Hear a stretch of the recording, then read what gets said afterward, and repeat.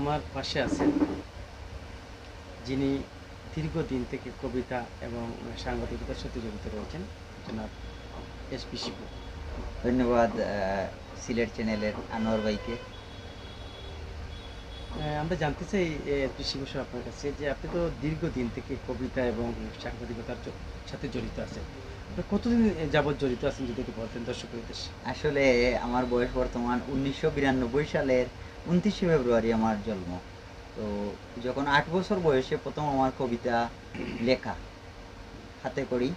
যখন আমার 9 বছর বয়স তখন আমার প্রথম কবিতা প্রকাশিত হয়েছিল সিলেটের ছোট্ট একটি পকেট ম্যাগাজিনে, নওয়াব আলী ভাই সম্পাদিত, যে বাসিয়া পত্রিকা এবং বাসিয়া টিভির মালিক নওয়াব আলী ভাই সম্পাদিত ছোট্ট একটি পত্রিকায় আমার কবিতা ছাপা হয়েছিল। তো সেদিন থেকেই আমি কবিতার অনুপ্রেরণা, মূলত আমার সাহিত্যের অনুপ্রেরণার ক্ষেত্রে মাওলানা সিরাজুল ইসলাম সাদ এবং কবি মোহাম্মদ আলতাফ হোসেন, আমাদের বিশ্বনাথের এই দুই কৃতি সন্তান, ওনাদের শক্তিশালী প্রেরণা ছিল এবং সাপোর্ট ছিল। বিশেষ করে পরবর্তীতে কবি সিদ্দিক আহমেদ সিলেটের এবং বাংলা সাহিত্যের কিবলা কবি কালাম আজাদ স্যার, যাকে সবসময় বাংলা সাহিত্যের জনগণ উস্তাদ এবং মুর্শিদ মনে করে, ওনার শক্তিশালী প্রেরণা আমার প্রতি ছিল। ধন্যবাদ এসপি শিপু সাহেব, ধন্যবাদ জানাচ্ছি দর্শক যারা আমাদের সাথে যুক্ত আছেন এবং পরবর্তী যারা দর্শক যুক্ত হবেন আপনাদেরকে। আমরা আপনাকে জানতে চাই যে আপনি সাংবাদিকতার সাথে কত বছর যাবত আপনি জড়িত রয়েছেন। 2007 সাল থেকে 2007-এ আমি সর্বপ্রথম জনতার নিঃশ্বাস নামে ঢাকা থেকে একটি পত্রিকা বের হতো সাপ্তাহিক, ওটার আমি সাপ্তাহিক প্রতিনিধি হিসাবে বিশ্বনাথের অনুমোদন পাই। পরবর্তীতে আমি দৈনিক খবর নামে একটি পত্রিকা ছিল, সাধারণত আমার দেশ এবং বাংলাদেশ পত্রিকা কিনলে একটি পত্রিকা মানে 2 টাকা বা 3 টাকা খুচরা না থাকলে একটি পত্রিকা গিফট দিত পত্রিকার হকার। দৈনিক খবর নামে একটি পত্রিকা 1 টাকা বা 2 টাকা তার মূল্য ছিল। সেই পত্রিকায় আমি বিশ্বনাথ প্রতিনিধি হিসাবে যুক্ত হই। পত্রিকাগুলো এখন আমি সযত্নে রেখে দিয়েছি, এটা এখন আর প্রিন্ট বের হয় না, অনলাইন রেজিস্ট্রেশন রয়ে গিয়েছে। ওই পত্রিকায় আমার প্রথম মানে দৈনিক হিসাবে হাতে করি। তারপর ধীরে ধীরে তো আপনারা জানেন বর্তমানে দৈনিক স্বাধীন বাংলায় আছি, প্রিন্টে এবং অনলাইনে। হ্যাঁ, ধন্যবাদ জনাব এসপি সাহেব, ধন্যবাদ জানাচ্ছি দর্শক যারা আমাদের সাথে রয়েছেন এবং পরবর্তী যারা যুক্ত হবেন। আমরা জানতে চাই যে আপনি বর্তমানে সাংবাদিকতার সাথে জড়িত আছেন দীর্ঘদিন থেকে। আপনি বর্তমানে মানে কয়টি পত্রিকা এবং কয়টি অনলাইন পোর্টাল সহ কিসে কিসে কাজ করতেছেন দর্শকের সাথে? বর্তমানে আমি অনলাইন পোর্টাল হিসাবে দৈনিক আমার বিশ্বনাথের সাথে আছি এবং দৈনিক আমার বিশ্বনাথ যেহেতু এখনও রেজিস্ট্রেশন হয়নি, আমরা প্রক্রিয়াধীন আছে, এবং আমার অনলাইন পোর্টাল রেজিস্ট্রেশন হিসাবে আমি আমার স্বাধীন বাংলায় আছি এবং প্রিন্ট হিসাবে দৈনিক স্বাধীন বাংলা পত্রিকায় আছি, এবং ক্রাইম রিপোর্টার হিসাবে, যেটি বাংলাদেশের সর্ববৃহৎ পত্রিকা হিসাবে আমরা ধরে নেই, অপরাধ জগৎ এবং লাল সবুজের দেশে আমি ক্রাইম নিউজ পাঠাই। সবুজ প্রান্ত এবং আমাদের সাপ্তাহিক বিশ্বনাথ বার্তা শ্রদ্ধেয় মুসাদ্দেক হোসেন সাজুল চাষার সম্পাদিত প্রকাশিত এই পত্রিকাগুলোয় আমিও মাঝে মাঝে রিপোর্ট পাঠাই, সাপ্তাহিক যেহেতু পত্রিকা এগুলো। আর সবুজ প্রান্তও সাপ্তাহিক পত্রিকা এবং ইউনানি কণ্ঠ, এগুলোও সাপ্তাহিক, মাঝে মাঝে রিপোর্ট পাঠাই। আর ইন্ডিয়া পাকিস্তানের কয়েকটি পত্রিকা আছে, ওগুলাতে আমি নিয়মিত কবিতা এবং বিভিন্ন প্রবন্ধ, সমালোচিত প্রবন্ধ আমি লেখালেখি করি। ইন্ডিয়ার পত্রিকাটির নাম হলো দৈনিক খবর আমাদের, এবং আসামের মননভূমি, আসাম টাইমস, ওগুলা। ধন্যবাদ এসপি শিবু সাহেব আপনাকে। আমরা জানতে চাই যে আপনি যে কবিতা এবং সাংবাদিকতার সাথে দীর্ঘদিন থেকে জড়িত আছেন, এটা অনুপ্রেরণা আপনাকে কী করেছিল, মানে কার মাধ্যমে আপনি মানে এসেছিলেন, বা আপনি যে এতটুকু এগিয়ে গেলেন কার সার্বিক সহযোগিতা আপনার পিছনে ছিল যদি বলতেন। সাংবাদিকতার ক্ষেত্রে আমার অনুপ্রেরণা আমার পিতৃতুল্য, যাকে আমি নিজের বাবার মতো শ্রদ্ধা করি, শ্রদ্ধেয় মুসাদ্দেক হোসেন সাজুল চাষা, মরহুম হয়েছেন, পৃথিবীতে নেই, গত মাসে উনি ইন্তেকাল করেছেন, আল্লাহ ওনাকে জান্নাতুল ফেরদাউস নসিব করুক। তিনি বিশ্বনাথ উপজেলা প্রেস ক্লাবের প্রতিষ্ঠাতা এবং বিশ্বনাথ বার্তা পত্রিকার সম্পাদক ও প্রকাশক। ওনার শক্তিশালী অনুপ্রেরণা ছিল, শুধু প্রেরণা না, ওনার আর্থিক, মানসিক এবং ব্যক্তিগত শেল্টার। উনি আমাকে কম্পিউটার প্রশিক্ষণ পর্যন্ত হাতে ধরে শিখিয়েছেন। তারপর আমাকে সাংবাদিকতার উপর ডিপ্লোমা করার জন্য কুমিল্লা বার থেকে আমাকে ডিপ্লোমা করিয়ে এনেছেন, কুমিল্লা বাংলাদেশের পল্লী উন্নয়ন সমবায় বোর্ড থেকে। তারপর বাংলাদেশ জার্নালিজম স্কুল থেকে আমাকে উনি ডিপ্লোমা করিয়েছেন ওনার পকেটের খরচাপাতি দিয়ে।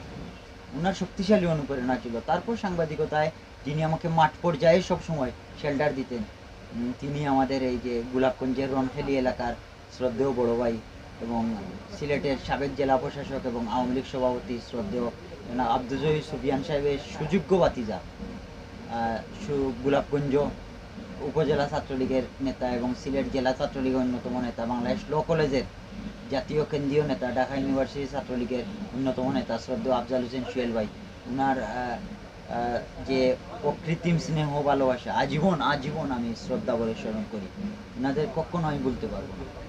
ধন্যবাদ এসপি শিব সাহেবকে। আমরা জানতে চাই যে আপনি যে যে কবিতা সহ সাময়িকতা এসেছেন, আপনি কাকে উৎসর্গ করবেন? যদি আপনি বলা যে আপনি যে কার প্রেরণা বা কাকে উৎসর্গ করবেন? বাংলাদেশে যদি উৎসর্গ করতে হয় আমার সমগ্র সাংবাদিকতার যে আমার 10 থেকে 12 বছরের লাইফ, আমি উৎসর্গ করবো আমার উস্তাদ সমতুল্য মরহুম সাগর রুনিকে। ওনারা সাংবাদিকদের জন্য, সাংবাদিকদের স্বার্থে বিনদেশি বিনদেশি একটি গোয়েন্দা সংস্থার হাতে ওনারা শহীদ হয়েছেন। আজও বাংলাদেশ সরকার সবাই চেষ্টা করছে ওনাদের রহস্য উদ্ঘাটন করার জন্য। সাগর রুনিকে আমি আমার সাংবাদিকতার লাইফকে উৎসর্গ করব, কারণ ওনাদের প্রেরণায় আমরা যারা ছোট ছোট সাংবাদিক, মফস্বল এলাকার সাংবাদিক আছি, তারা উজ্জীবিত হই, প্রেরণা পাই যে দেশের প্রতি, দেশমাতৃকার প্রতি ভালোবাসা, মুক্তিযুদ্ধের চেতনায়, ভাষা আন্দোলনের চেতনায় ওনারা কখনো দেশের তত্ত্ব বিদেশিদের কাছে, বিদেশি তাবেদারদের কাছে বিক্রি করে নাই, নিজের জীবন বিলিয়ে দিয়েছে এই সংস্কৃতির জন্য, এই সাংবাদিকতার জন্য নিজের লাইফ উৎসর্গ করে দিয়েছে। ওনাদের রক্তের কসম, সবসময় আমরা ঐক্যবদ্ধ থাকবো বাংলাদেশের সাংবাদিকরা, একে অন্যের বিরুদ্ধে কথা না বলে আসুন হাতে হাত কাঁধে কাঁধ মিলিয়ে ঐক্যবদ্ধভাবে আমরা মিডিয়া জগৎকে শান্ত শৃঙ্খলভাবে জনতার কাছে তুলে দেব। দর্শক, ধন্যবাদ জানাচ্ছি জনাব এসপি শিব সাহেব, ধন্যবাদ দর্শক। আপনারা জানেন যে বাংলাদেশে যারা মাছরাঙ্গা টেলিভিশনে দুজনই কাজ করে, তারা স্বামী স্ত্রী ছিলেন। সাগর রুনি খুব সাহসী সৈনিক ছিলেন, যারা ক্রাইম রিপোর্টার ছিলেন। আমরা জানি যে বাংলাদেশের যে বিভিন্ন বড় বড় যে ক্রাইমগুলো তারা ধরে তুলেছিলেন মানুষের সম্মুখে। আসলে আমরাও বলবো যে যারা সততার সাথে কাজ করেছিলেন। আর আমরা বর্তমান সরকারকে বলবো যে আমরা জানি যে কোনো মামলা প্রক্রিয়াধীন রয়েছে, এই মামলার সঠিক তদন্তের মাধ্যমে যেন তাদের বিচার হয় এই বাংলার মাটিতে, আমরা আবেদন করছি সরকারের পক্ষে। আর আপনাকে বলবো যে আমরা শেষ করে আগে যারা দেশে বিদেশে আমাদের এই সংকটটি দেখবেন, তাদের উদ্দেশ্যে কিছু বলা যাবে। ধন্যবাদ। যেবা যারা আমাদের সাথে যুক্ত আছেন তাদের প্রতি এটাই অনুরোধ থাকবে, কারণ সব দলমত নির্বিশেষে একটা কথা মনে রাখবেন, বাংলাদেশ আমাদের, বাংলাদেশ আপনাদের, বাংলাদেশ আমাদের সবার। বিনদেশি কোনো শকুন যদি বাংলাদেশের দিকে নজর ফেলে, তাহলে আমরা সবাই ঐক্যবদ্ধ হয়ে মোকাবেলা করতে হবে। মনে রাখতে হবে একটি কথা, আপনারা মনে রাখেন, এই তো মাথা আছে, সবার মাথা আছে, যদি মাথাটাই না থাকে ভাই টুপি পরবে কিভাবে? তাই টুপি কার লম্বা, কার ছোট, কার কোন সাইজ, এটা নিয়ে গবেষণা করা প্রয়োজন নেই। কে আওয়ামী লীগ, কে বিএনপি, কে কোন দল, এটা নিয়ে রাজনীতি করা প্রয়োজন নেই। বরং বাংলাদেশকে ভালোবাসুন, দেশকে ভালোবাসুন মুক্তিযুদ্ধের চেতনায়। কারণ 1971 সালে 30 লক্ষ শহীদের বিনিময়ে আমরা দেশ পেয়েছি। এই দেশ কখনো অন্য দেশের তাবেদারি করতে পারবে না। সবাই ঐক্যবদ্ধভাবে মোকাবেলা করব। কে সরকার, কে বিরোধী দল, সেটা বড় কথা না। সবাই ঐক্যবদ্ধভাবে দেশের স্বাধীনতার স্বার্থে, দেশের সার্বভৌমত্বের স্বার্থে আমরা কাজ করব, দেশকে ভালোবাসবো। সবাই সুস্থ থাকুন। ধন্যবাদ সবাইকে। বাংলাদেশ দীর্ঘজীবী হোক। ধন্যবাদ জনাব এসপি সাহেব, ধন্যবাদ জানাচ্ছি দর্শক যারা আপনারা যুক্ত হয়েছেন। আমরা সবসময় চেষ্টা করি যে বিভিন্ন ঐতিহ্য, বিভিন্ন চিত্র আপনাদের সম্মুখে ধরে তোলার জন্য। আমরা আজকে আমাদের স্টুডিওতে উপস্থিত হয়েছিলেন, আপনারা জানেন যে কবি, লেখক এবং সাংবাদিক এসপি শিবু সাহেব। আমরা ধন্যবাদ জানাচ্ছি উনি আমাদের চ্যানেলের সময় দেওয়ার জন্য। ধন্যবাদ জানাচ্ছি দর্শক যারা দেশ প্রবাসী আমাদের সাথে যুক্ত হয়েছেন, পরবর্তী যুক্ত হবেন। আপনাদেরকে, আপনারা সুস্থ থাকুন, ভালো থাকুন, আবার দেখা হবে অন্য অনুষ্ঠানে। ধন্যবাদ সবাইকে। আসসালামু আলাইকুম।